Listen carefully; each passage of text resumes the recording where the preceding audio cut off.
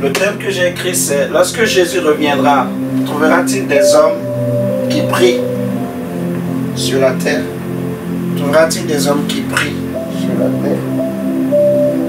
C'est tiré de Luc chapitre 18.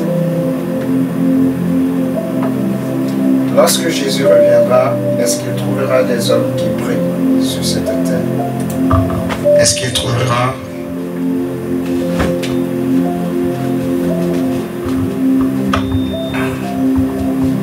des personnes qui prient? Luc 18, verset 1 à 8.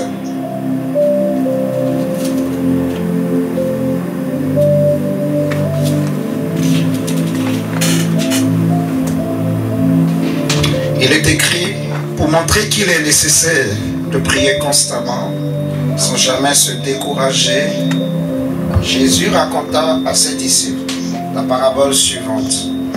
Il y avait dans une ville un juge qui ne craignait pas Dieu et qui n'avait d'égard pour personne. Il y avait aussi dans cette même ville une veuve qui venait constamment le trouver pour lui dire: défends mon droit contre mon adversaire. Pendant longtemps, il refusa, mais il finit par se dire: j'ai beau ne pas craindre Dieu et ne pas me préoccuper des hommes, cette veuve m'ennuie. Je vais donc lui donner gain de cause pour qu'elle ne vienne plus sans cesse me casser la tête. Le Seigneur ajouta: notez bien comment ce mauvais juge réagit. Alors pouvez-vous supposer que Dieu ne défendra pas le droit de ceux qu'il a choisis et qui crient à lui jour et nuit? Notez bien, Jésus dit qu'il crie à lui jour et nuit. Il crie à lui jour et nuit et qu'il tardera à leur venir en aide. Moi je vous dis qu'il défendra leurs droits promptement. Seulement. Mais lorsque le Fils de l'homme viendra, trouvera-t-il encore la foi sur la terre? Remarquez que dans le verset 7, il parle des hommes et des femmes qui crient à leur Père, à leur Dieu, qui crient à Dieu pour que Dieu leur vienne en aide et qui crient jour et nuit. Donc on sait que ceux qui crient à Dieu, c'est ceux qui prient. Maintenant il va dire dans le verset 8 que si le Fils de l'homme revient, trouvera-t-il encore des hommes qui continuent de crier, qui ont la foi en fait pour crier? J'avais expliqué dernièrement que lorsqu'on parle de la foi, on veut aussi parler de la prière. De la même manière que la foi peut être combattue, la prière aussi est combattue. Si vous prenez avec moi Hébreux 11 par exemple, on va nous dire que la foi est une ferme assurance des choses qu'on espère et la démonstration de celles qu'on ne voit pas. Jésus va nous dire dans Matthieu, je crois chapitre 6 ou 7, que lorsque vous voulez prier, dites: notre Père qui es aux cieux, que ton nom soit sanctifié. Hébreux chapitre 11, verset 1 à 6. On va peut-être pas tout lire. Ce qui nous m'intéresse, c'est le verset 1 et le verset 6. Il dit: la foi est une façon de posséder ce qu'on espère. Ça, c'est la foi. Mais une autre expression, manifestation de la foi, c'est la deuxième partie du verset 1. Il dit: c'est un moyen d'être sûr des réalités qu'on ne voit pas. Donc, dans Louis II, on dit: la foi est une ferme assurance des choses qu'on espère et la démonstration de celles qu'on ne voit pas. Amen. Donc, je démontre ce que je ne vois pas par la prière. Le verset 6 est plus clair, est plus précis. Il va dire: or, sans la foi, donc sans la définition du verset 1, ou je vais dire autrement, le verset 1, il est en train de l'exprimer autrement, de le détailler autrement dans le verset 6. Il dit: sans la foi, il est impossible de lui être agréable, donc d'être agréable à Dieu. Sans la prière, il est impossible d'être agréable à Dieu. Dieu cherche des hommes qui ont la foi, mais ça veut dire aussi qui prient. Qui prient. Vous allez voir, vous vous souvenez dans Isaïe, la Bible dira que lorsque le Seigneur a regardé Israël, il a regardé la terre, il a vu que c'était le tohu-bohu, comme dans Genèse 1. Alors il a cherché quelqu'un pour voir est-ce qu'il y avait des gens qui élevaient des autels, autrement dit des gens qui priaient. Il a vu que personne ne priait, tout le monde était distrait, et les sacrificateurs et les prophètes. Personne ne priait. C'est alors que son bras lui est venu en aide en parlant de Jésus. Amen. Il dit, car celui qui s'approche de Dieu doit croire qu'il existe. Ça c'est la première partie. Et qu'il est le rémunérateur ou qu'il récompense ceux qui se tournent vers lui. Vous voyez, croire que Dieu existe, c'est la foi. Amen. C'est la foi. Mais il ne suffit pas de croire. Pour que la foi soit complète, il faut prier. Alléluia. Amen. Jacques dira en fait, la foi sans les œuvres est morte. Amen. De même que le corps sans le souffle est mort. Amen. Amen. Donc, Jésus nous dira par exemple dans Matthieu 6 que lorsque vous voulez prier, dites notre Père qui es aux cieux, que ton nom soit sanctifié. Il nous apprend comment il faut prier. Parce que la question qu'on peut se poser, quand on comprend l'importance de la prière et qu'on veut se lancer dans cet exercice-là, on peut se poser la question qui est légitime, comment je peux faire pour prier tout le temps? Comment prier quotidiennement? Comment prier sans cesse? 1 Thessaloniciens 5, verset 7, je crois. On va le lire tout à l'heure, verset 5 ou 7 par là, nous dira qu'il faut prier sans cesse. On va le lire tout à l'heure. Ça veut dire comment je peux faire pour prier sans cesse. Et c'est légitime cette question. Parce que c'est quelque chose que, en tant qu'humain, on n'avait pas l'habitude de faire. On a expliqué que nous commençons par prier lorsque Dieu allume sa lampe en nous, qui est notre esprit. Et ce que le diable veut, c'est éteindre cette lampe. Donc il vient nous aveugler, il éteint la lampe, il nous fait rentrer dans un état d'hypocrisie, qu'on appelle aussi l'apostasie finalement, en fait. Ok? Donc comment je peux faire pour prier sans cesse? Une raison, en fait, une solution, c'est de méditer tout le temps la parole de Dieu. Plus tu vas méditer la parole, tu verras que tu auras des mots pour parler à Dieu. Pour parler à Dieu. J'insiste. Ok? Plus tu lis la parole de Dieu, tu auras des inspirations. Maintenant, ce qui peut aussi nous pousser à aller vers Dieu, à parler, à ne pas chercher des protocoles pour prier, c'est la prière standard que Jésus nous a montré. En fait, le modèle de prière. Il dit, quand vous voulez prier, dites notre Père. Donc, celui que nous prions, c'est notre Père. Ok? Celui à qui nous parlons, il est notre Père. Donc, c'est cette relation de père à fils ou de fille à père qu'il faut comprendre et saisir. Dans cette relation-là, nous n'avons rien payé. Il nous est impossible, par notre propre force, de devenir enfant de Dieu. On ne peut pas. Ok? Donc, nous le recevons par la grâce. C'est le don de Dieu. C'est Dieu lui-même qui a tout planifié, qui a envoyé son Fils unique, Jésus-Christ, qui est venu mourir pour nous. Jean 1 nous dira à partir du verset 10 jusqu'à 12 que à tous ceux qui l'ont reçu, qui ont cru en lui, il a donné ou elle a donné le pouvoir de devenir enfant de Dieu. Donc, nous devenons enfants de Dieu en croyant en ce que Jésus a accompli, en sa mort et en sa résurrection. Alors nous devenons enfants de Dieu. Maintenant, il n'y a pas besoin de faire quelque chose. Il faut juste accepter et recevoir. Ok? C'est comme quelqu'un qui te tend un cadeau, qui te donne un cadeau.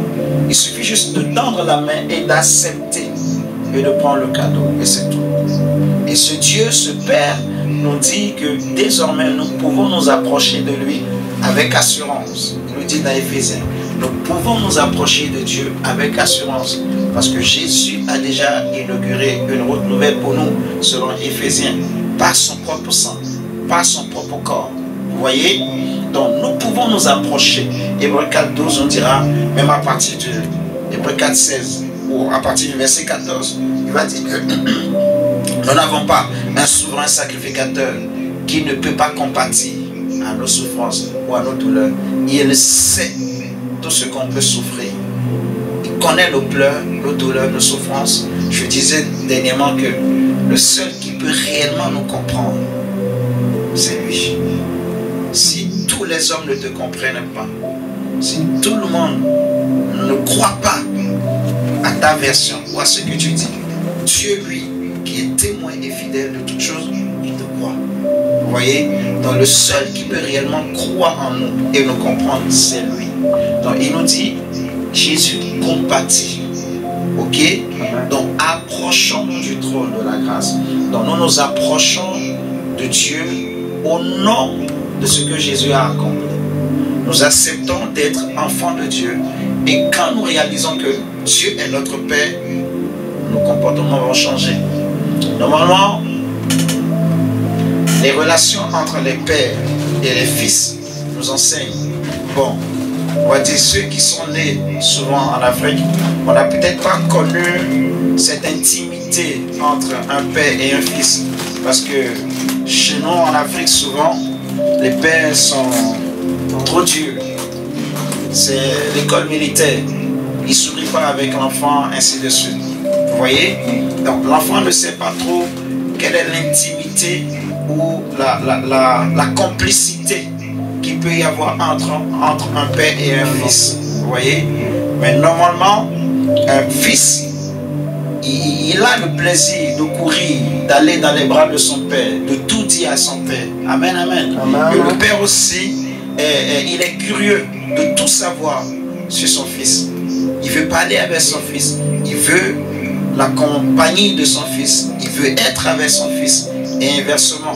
Vous voyez? Mais en Afrique, on n'a pas trop vécu peut-être ça comme ça. C'est pas aussi mauvais. Ok? Mais j'aimerais qu'on comprenne vraiment en fait que c'est aussi des moyens qui nous aident à prier. Dieu est notre Père. Donc on peut tout lui dire. Jésus nous le dit, comme on vient de lire dans Luc 11, Luc 18, que regardez, vous les hommes, méchants comme vous êtes, si vous savez donner de bonnes choses à vos enfants, à combien plus forte raison votre Père Céleste. Ok? Il va le dire, toujours la même histoire, il le dit dans une autre version. Donc il va dire que si vous savez donner de bonnes choses, si vos enfants, ils vous demandent du pain, lequel d'entre vous leur donnera-t-il un serpent à la place, par exemple? Vous voyez? Donc Dieu est notre Père, qui veut notre bien, nous pouvons lui parler.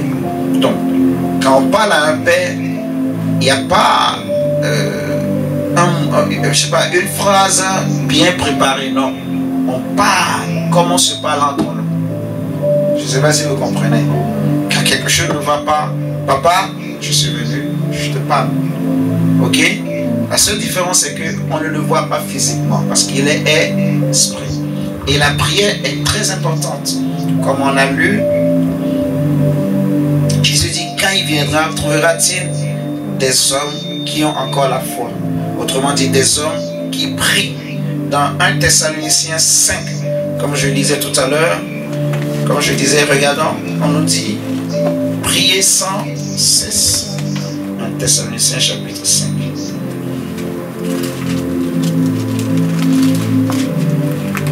Thessaloniciens chapitre 5.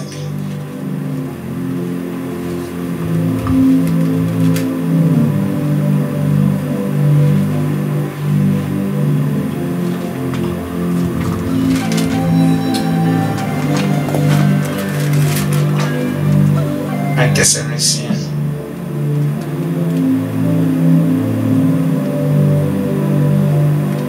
Chapitre 5, verset 17. 19.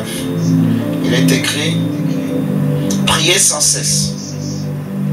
Verset 18, remerciez Dieu en toutes circonstances, telle est pour vous la volonté que Dieu a exprimée en Jésus-Christ. N'étayez pas l'action de l'esprit. Vous voyez? Donc, en priant sans cesse, on sait que le feu qui est en nous, c'est-à-dire notre esprit, ne peut pas s'éteindre. Amen. Amen. La prière sans cesse, ça va aider notre esprit à grandir, à devenir plus fort, à se rapprocher davantage de notre Père, à comprendre notre Père, à discerner sa volonté, ses voies. Amen. Amen. Donc Dieu nous demande de prier sans cesse. La prière n'est pas une option, ce n'est pas un choix, c'est une obligation en fait pour un chrétien. C'est comme le jeûne. Le jeûne, ce n'est pas je veux ou je ne veux pas. Si je suis chrétien, je dois jeûner. Amen. Amen. C'est normal, c'est naturel, quoi. C'est comme manger, en fait. Jeûner, prier pour un chrétien, c'est normal, c'est naturel. Amen. Amen. Maintenant, regardez.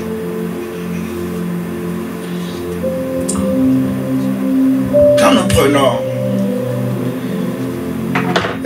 Actes des Apôtres, chapitre 6.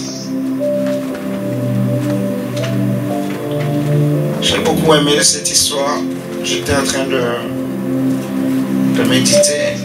Et le Saint-Esprit m'a parlé de ce texte. Et ça m'a tiqué, ça m'a interpellé. J'ai compris beaucoup de choses. Donc je vais nous partager aussi par rapport à la prière. Lorsque Jésus était allé chez Marthe, sur invitation de Marthe, c'est Marie qui avait compris l'importance de celui qui était là, celui qui était venu chez sa sœur. Et c'est elle qui s'est assise aux pieds de Jésus pour écouter le Seigneur parler, pendant que Marthe était occupée par les soins domestiques. Et Marthe s'est plaint auprès de Jésus, pensant bien faire. Jésus lui a dit, Marthe, tu t'inquiètes et tu t'agites pour beaucoup de choses. Une seule chose est nécessaire, et Marie a choisi la bonne part, qui ne lui sera point ôtée, arrachée. Amen. Donc, il y a toujours quelque chose qui est important, qui est plus important que tout, qu'il faut comprendre. Et les apôtres connaissaient ça, ils comprenaient ça. Ils comprenaient l'importance de la prière. Parce que nous allons voir deux visages de Pierre. Le même Pierre, le même Jean, le même Jacques, ces trois apôtres que Jésus a pris dans Matthieu, je crois, 17, ou Marc 9, par là, ou même, je crois, Luc 9, si j'ai bonne mémoire aussi. Il va les amener sur la montagne de la transfiguration. Ok? Jésus était allé là-bas, il a prié. Pendant que Jésus priait, la Bible dira que ses vêtements étaient devenus tout blancs. Et eux, ils ont été envahis par le sommeil. Au lieu de prier aussi, eux, c'est le sommeil. Ils n'ont pas pu prier. Vous comprenez? Et même quand Jésus était parti à Gethsémane, il était en agonie. Il va les prendre, toujours les trois. Il va leur dire, mon âme est remplie de tristesse jusqu'à la mort. Je suis en agonie. Venez m'aider, venez me soutenir dans la prière. J'ai besoin de secours, j'ai besoin de force. Je manque de force. Jésus est parti, il s'est jeté par terre. Il a commencé par prier. Il s'attendait à ce que Pierre, Jacques et Jean prient aussi pour l'aider, pour le fortifier. Mais eux, c'est le sommeil. Dès qu'ils ont fléchi le genou, c'est le sommeil qui a pris le dessus. Vous voyez? Donc, il y a la volonté, mais parfois, ce n'est pas toujours évident. J'ai même réalisé que même les hommes de la Bible, les hommes du passé, ils priaient avec souffrance. David pouvait dire, en fait, que jour et nuit, avec larmes, avec des cris, je crie à toi. Dans le psaume 42, il va dire, en fait, le psalmiste ou l'auteur du psaume 42, si c'est David, qui disait, mon âme a soif de toi, comme une biche soupire après les courants d'eau, il va le dire que, voilà, jour et nuit, en fait, ma couche est remplie des larmes. Vous voyez? Donc, il prie tout le temps, mais c'est avec souffrance. Vous voyez? Il se bat pour prier. Il sait qu'il a besoin de prier. Il doit prier. Je peux donner beaucoup d'exemples comme ça. où les hommes se battaient pour prier. Vous voyez, même dans la souffrance, dans la difficulté, ils se battaient pour prier. Mais ici maintenant, on va voir quelque chose. Lorsque nous prenons Actes des Apôtres chapitre 6, si on commence par lire à partir du verset 1, on dit, à cette époque-là, comme le nombre des disciples cessait d'augmenter, des tensions surgirent entre les disciples juifs de culture grecque et ceux qui étaient nés en Israël. Les premiers se plaignaient de ce que leurs veuves étaient défavorisées lors des distributions quotidiennes. Alors les 12 apôtres réunirent l'ensemble des disciples et leur dirent, il ne serait pas légitime que nous arrêtions de proclamer la parole de Dieu pour nous occuper des distributions. D'abord, il y avait un problème dans l'église. Problème de distribution, problème d'organisation. Vous voyez? Donc, quand il y a un problème, la bonne démarche veut qu'on aille voir les anciens pour leur parler. Et en ce temps-là, ceux qui étaient devant, qui étaient anciens, c'était les apôtres. Vous me suivez? Ils sont allés voir les apôtres et ils leur ont parlé. Les apôtres ont prié. Ils ont essayé de prier, réfléchir.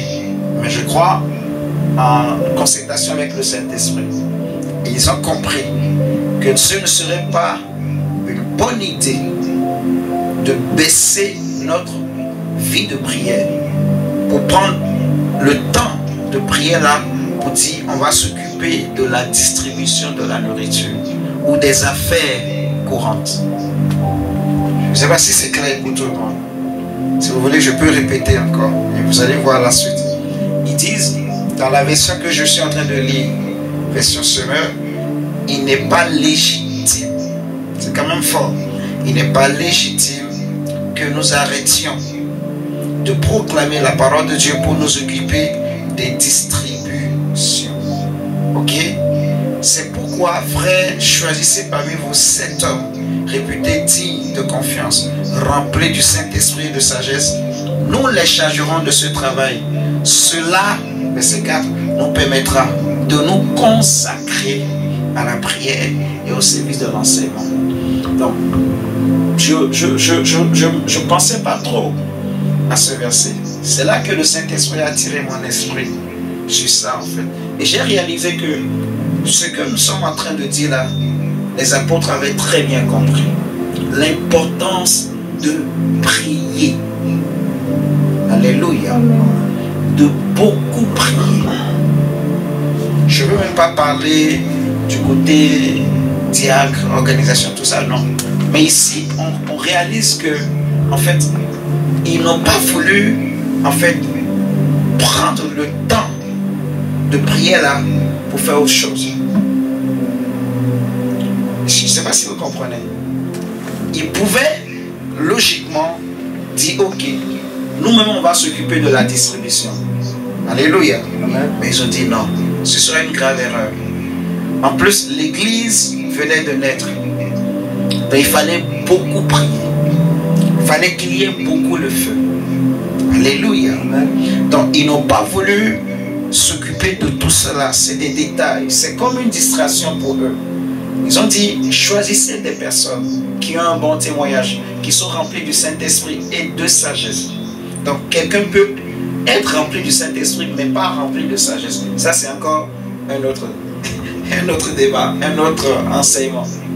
Mais ils disent, des personnes ayant un bon témoignage, remplies du Saint-Esprit, remplies de sagesse, à qui nous allons confier cette tâche, cette responsabilité. Cela nous permettra à nous de nous consacrer pleinement à la prière et à la parole et à l'enseignement. Amen, amen. Amen. Donc, ce que Dieu veut pour l'Église, pour le corps de Christ, c'est que les chrétiens comprennent l'importance de la prière. Le secret, c'est la prière. En fait, quand on parle de la foi, c'est la prière. Je ne peux pas dire que j'ai la foi si je ne suis pas un homme de prière. Et je deviens un vrai homme de prière quand je comprends en fait que Dieu est mon Père. Vous voyez? Il est légitime de se poser la question, qu'est-ce que je vais dire pendant des heures? Si j'ai rien à dire, il y a des moments où, quand tu pries, à un moment donné, tu n'as plus quelque chose à dire. Tu écoutes plutôt. Vous voyez? Tu n'as rien à dire, tu prends ta Bible, tu lis. Tu médites, et tu écoutes. Amen, amen. Tu écoutes.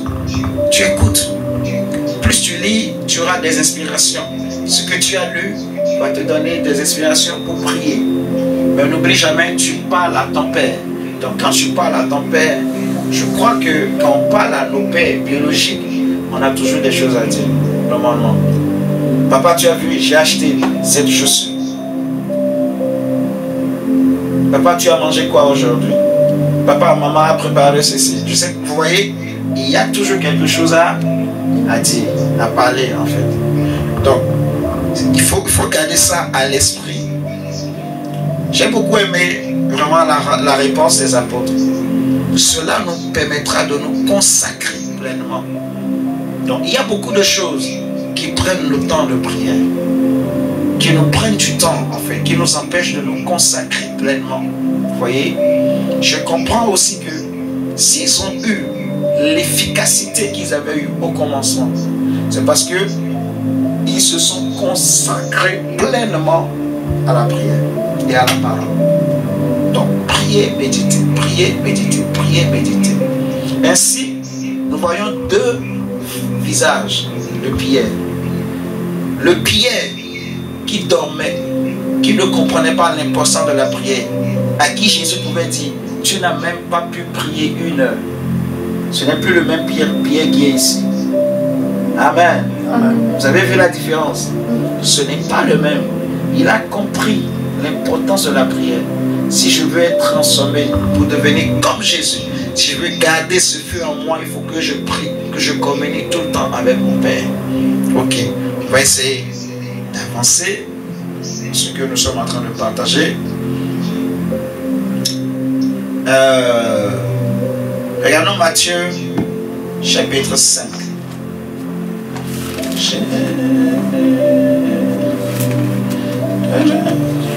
Matthieu 5.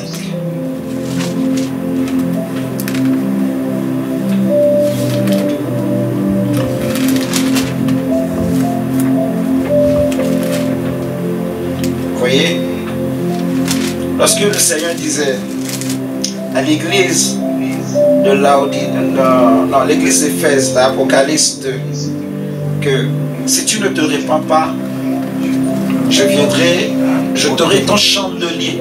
Vous voyez, le chandelier là, c'est l'image en fait de la lampe qui est en nous. Ok, qui peut être éteinte. Cette lampe est allumée parce que le Saint-Esprit vient en nous. Amen. Amen. Mais si le Saint-Esprit part, la lampe va s'éteindre. La flamme, le feu là va s'éteindre. Vous voyez? Et on se rappelle, on avait travaillé sur le texte de Zacharie 4.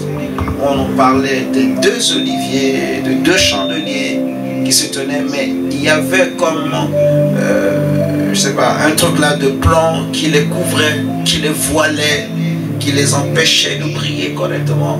Et Jésus va dire que lorsqu'on allume une lampe, le but n'est pas de la mettre sous le boisseau pour qu'elle soit cachée. Non, c'est de la mettre en hauteur pour qu'elle éclaire. Amen. Regardons Matthieu 5.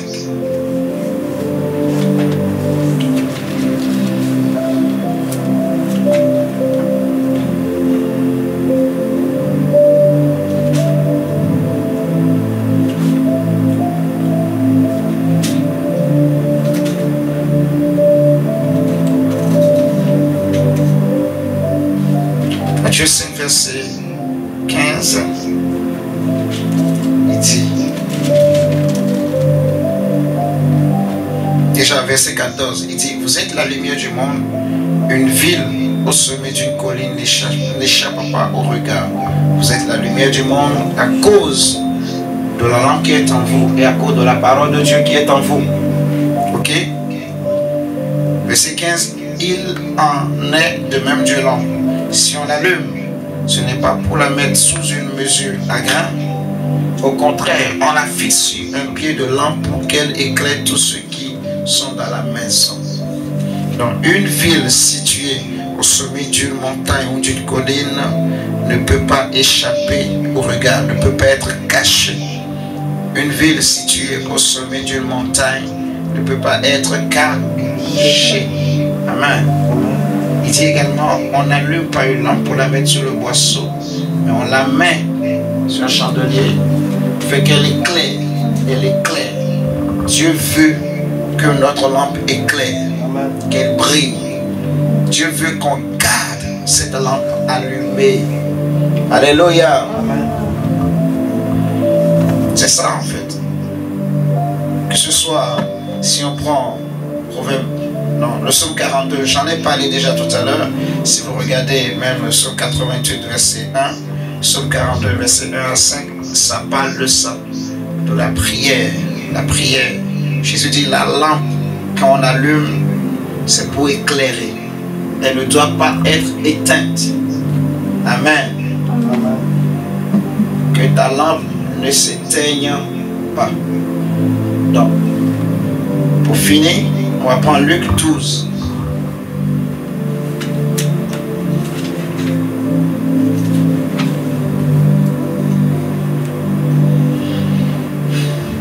Luc 12, verset 35.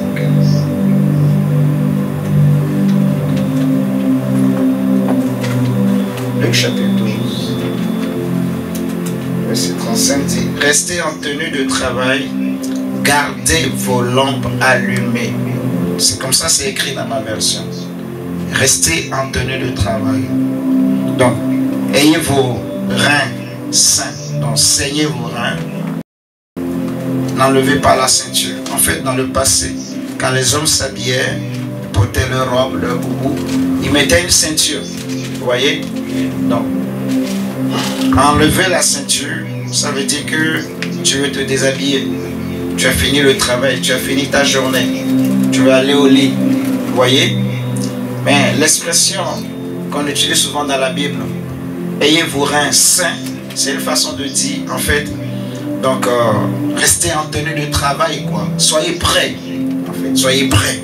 Soyez prêts. Soyez prêts. Gardez vos lampes allumées. Et c'est le problème des 10 vierges qu'on avait vu dimanche. Vous voyez, les 5 folles n'ont pas pu garder leurs lampes allumées parce qu'elles ont manqué de l'huile. Elles étaient négligentes. Elles étaient distraites. Amen. Elles n'ont pas pensé à garder leurs lampes allumées. Donc le Seigneur veut insister vraiment. Je dois garder ma lampe allumée. Tu dois garder ta lampe allumée. Amen. Par la prière, par les jeûnes, en servant le Seigneur, en pratiquant la parole de Dieu, en jeûnant, en méditant. Fais tout pour garder cette lampe qui est en toi allumée. Ne laisse pas les choses de ce monde, les soucis de ce monde, les soucis du siècle présent, donc éteindre cette lampe. Comme il est dit dans Luc 21. Ok? Ne laisse pas les soucis de ce monde éteindre la lampe qui est en toi. Ne laisse pas le diable utiliser les problèmes, les circonstances, les événements de la vie pour éteindre la lampe qui est en toi. Amen, amen. Amen. Ok. Donc nous allons prier le Seigneur pour demander à Dieu de garder nos lampes allumées. Le Seigneur dit à l'église Éphèse que si tu ne te répands pas, je viendrai à toi et je t'aurai ton chandelier de sa place. Jésus dit, lorsque il reviendra, est-ce qu'il trouvera encore des hommes qui prient vraiment?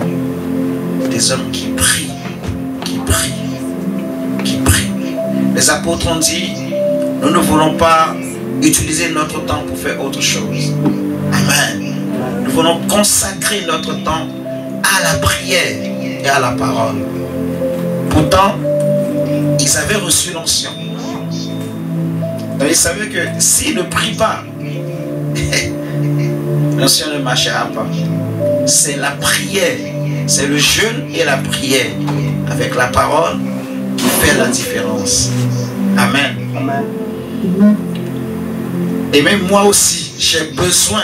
C'est pour cela que j'insiste, j'encourage tout le monde vraiment à servir le Seigneur. Plus nous allons commencer par vraiment prendre cela au sérieux, ça me dégagera aussi davantage du temps moi-même pour me consacrer davantage que à la prière, à la parole. Je cherche même quelqu'un à former, ne serait-ce que pour le piano, qui va se mettre à jouer, pour que moi je me consacre vraiment à la prière, à la parole. Amen. Donc, vraiment, prions vraiment par rapport à tout ça. Que le Seigneur te révèle ce qu'il attend de toi. Que le Seigneur garde ta lampe allumée. Que le Seigneur embrase, qui t'embrase. Tu vas prier pour dire, Seigneur, je ne veux pas que ma lampe s'éteigne.